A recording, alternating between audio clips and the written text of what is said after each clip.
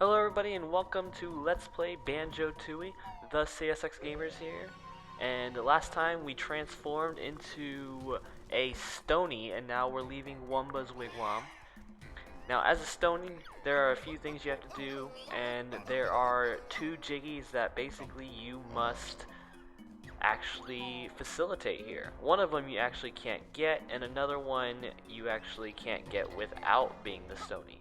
Now, my recording device kind of messed up, so I'm showing you right now where a empty honeycomb is that I grabbed while it wasn't recording. But, I mean, clearly it's not there anymore, but that's the only thing I grabbed while it wasn't recording. So now we're going to go and grab this Jinjo and get back up here. Now, I want to apologize for not being able to put up videos over the weekend. I did get one up yesterday, however, I wanted to do one a day. I'm going to get on track with that. I did a lot of recording yesterday, and I basically just have to edit and post the videos now. But don't worry, I won't flood you guys with a lot of videos. I'll keep it on pace. Alright, now we're headed over to this Coliseum area. And basically, if you came here as Banjo, this tiger guy would not let you in. He would basically say that he doesn't like you and you're ugly and stuff like that. But in order to enter, you actually need to be a stone, because it's actually the game's, it's a kickball tournament. The game can only be participated by stones. So now we're going to head up here and talk to the Elder Stone guy. And he's telling us that we have to start with some training if we want to be good. I'm just going to go ahead and go right on to the quarterfinals. I played this a couple times. I'm actually not that good at this game. I know there are many people who are way better, but I do not like the kickball games, both here and later on in World 7. This one is the easier one. Basically, you want to score the gold balls, like this one, into your own goal. In the next round, the semifinals, they actually have red balls, which you are counted as -1 points. The gold balls count as +2. So here I gotta get a couple more. The first round's pretty easy. It should be pretty easy for you. If you have trouble in this first round, you probably want to go back and get some training in the training area just to learn how to kick the ball. That'll be the only reason why you're not doing well. It's just kicking the ball into the wall instead of into your goal. It's actually I try not to actually take it to my goal. I try to kick it in. A lot of people prefer to take it in themselves, but I think you get more score if you actually kick it. But there is a chance that you end up hitting the wall with your ball. So I did well there. Kind of excited. Going to the semifinals is pretty good. I usually don't do as well as I go up. Like, if I will probably lose here in the semifinals. So let's see what we got here. Yeah, made the best Stony win. Alright. Oh, put him so far away. Alright. There's one. Here's the negative 1 point balls. I'm going to throw both of those in the red one there. Boom, gotta grab some points. Yeah. Alright, gotta grab some more points here. I'm doing well. I'm actually doing pretty good. Now, usually I don't remember. I don't know if they nerfed this on the Xbox. I feel like this was harder on the N64. Again, I am playing on the Xbox, but I don't think that they should have made it easier. It seems pretty easy right now. Like, the other competitors aren't even, like, they're not even paying attention. Like, they seem to be working against each other. Like, they're all punched up together. Well, that was pretty, I mean, that was actually a closer game. I only won by 3 points. Alright, the final stage. Alright. Now, if you notice, you end up playing the same 3 stones, like, in the quarterfinals, finals, and the semifinals. Which is sort of funny. You would think you would play 1 in the quarterfinals, then play 2 in the finals.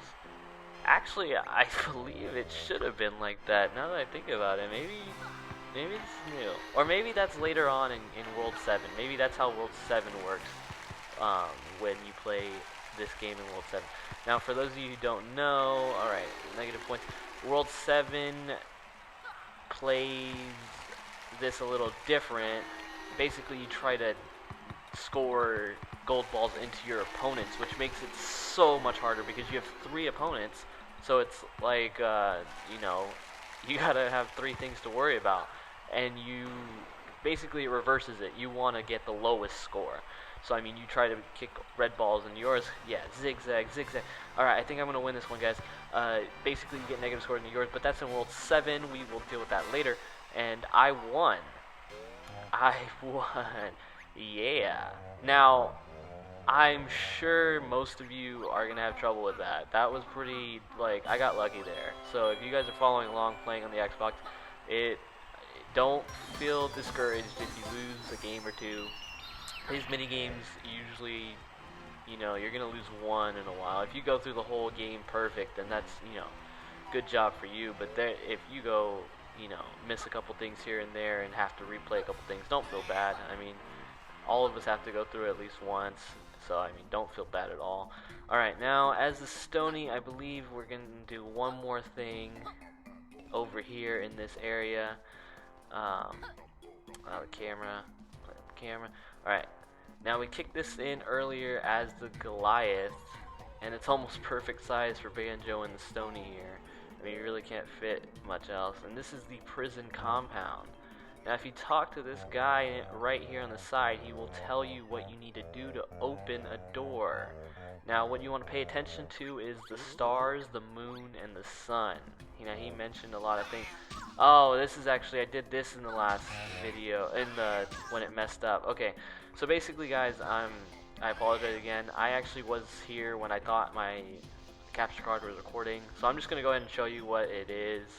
That opens the door. The door's already open clearly. You're going to push star, you're going to do moon, you're going to go star again, then you're going to go sun, and then you're going to go 2 stars. Okay, star, star. And the buttons will go down when the door is closed.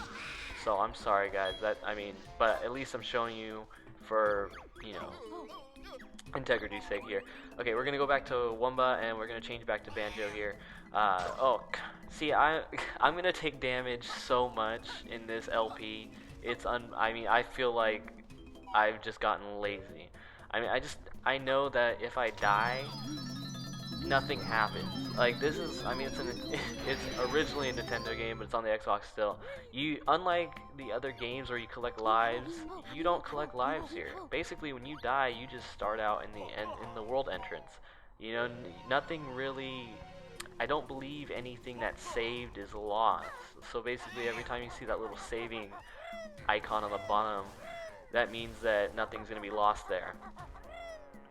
So you don't have to worry about losing it when you die, which is pretty nice, because usually you lose things when you die. I know in the first Banjo Kazooie, you lost all your notes that you earned, and you basically just got a score whenever you died.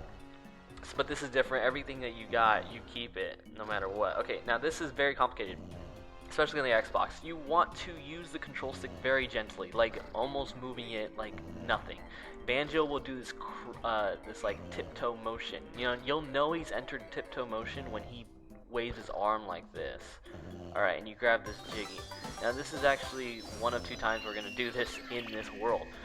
The snake, if you would have messed up, the snake like wakes up, eats the Jiggy, and like says, you know, ha, you thought you could fool me.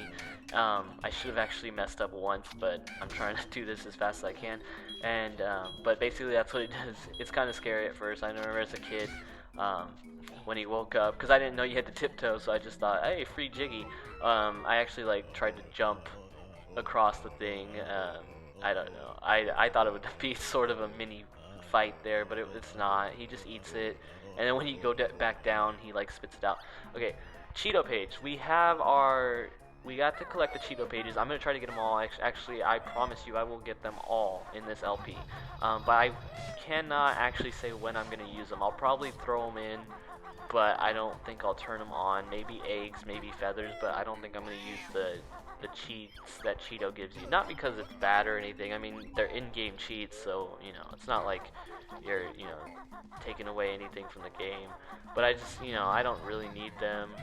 And now we're going to get on this fly pad and do a few things. There are, I believe, 2 real things you can do with this, the fly pad. but well, I guess there might be 3. I'm just gonna go on and grab this Jinjo right here, and then that Jinjo basically can only be reached using the fly pads. So then I'm gonna go, and remember that other Jinjo earlier that I passed? Here's why I passed it, because there's an area right here, and there's an empty honeycomb. In this area, if you talk to the cow, she'll basically say that these flies are infesting her cornfield, and she wants you to take care of them. You just shoot them with the eggs. There's one, get the second one, wow. The third one, and 4, whoa! 4 for 4, now that is awesome. I've actually never done that before. I suck with aiming in this game, I've already mentioned it. That is crazy. Whoa! That's actually pretty crazy. I'm glad I got that on video, because I mean, you try doing that. Please send a video response of shooting all 4 in a row, basically in a quick motion. I want to see that. That's pretty sweet. That is pretty sweet. Grab this Jinjo. 2 of 7, so we're gonna be collecting blue Jinjos for a long time. I usually like when they give you like all the smaller houses first, like you start getting like all the 1s, the 2s, the 3s, because then you get a lot of early Jiggies, which helps out and when you want to unlock more worlds, because usually you'll be close to like 1 or 2, especially the way I play in this semi speed run. It's not really a speed run. I mean, I'm not even gonna call it that. I'm just gonna call it a fast attempt at playing this game. So I mean, it's definitely cool. You'll see a little bit later that sometimes you're short 1 Jiggy, but of course you can always get them by trying to. I don't exactly enter the worlds and get all the Jiggies before I leave, or all the ones I can. I just grab what I think is quick to grab. So now we're gonna climb up here, and basically Target Zan's priceless relic has been, well, it's been stolen. The guy watching it doesn't know what happened to it, and he wants us to figure it out. He'll give us a Jiggy if we figure it out. Now, pretty sweet. You can climb the wall, and you actually end up in Unga Bunga's cave, which is in Pterodactyl Land, which is World 5. Now, here is another tiptoe moment. Now, this is the second one in this game. Now, I'm surprised they have 2 in the first world. I actually don't know why. I feel like this is the only 2 times. These are the only 2 times that you actually use the tiptoe motion to get something. So I mean, it didn't make any sense to me why they would put both of them in the first world. Because I mean, if they wanted to teach you how to use it, get you familiar with it so that you can use it over and over again, that would make more sense. But we're gonna do both of them in the first world, which this one's actually in the 5th world, but the Jiggy will be for the 4th world. So I mean, you could actually get this Jiggy later when you enter the 5th world from the other side of the Unga Bunga's cave, but you can actually grab it right now. So I mean, it's up to you when you want to grab it. I would grab it right now. It's super easy to get, especially after you did the snake one. I mean, you pretty much got used to it. The hardest one's the first time you do it, because you don't know how light your touch has to be. It has to be pretty light.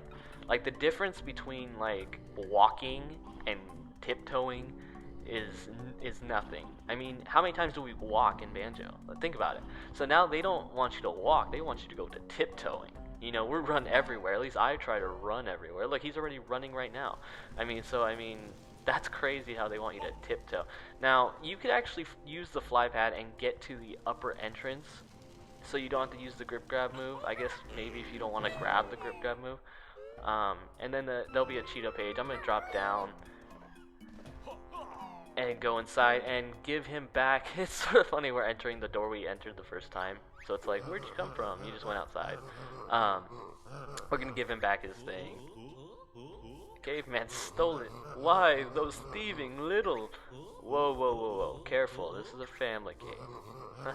I wonder what he would have said. It's okay. So he's going to give us this Jiggy. This is pretty good.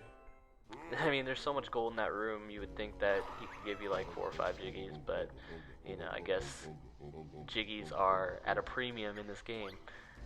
Unga Bunga, one of them wakes up and he's probably going to get like reprimanded for losing pretty much the most valuable thing he has in that entire cave. So yeah, we're going to grab this Jiggy with, is it up? No. Okay, I think it's in the shorter one in the corner. Yeah, here it is.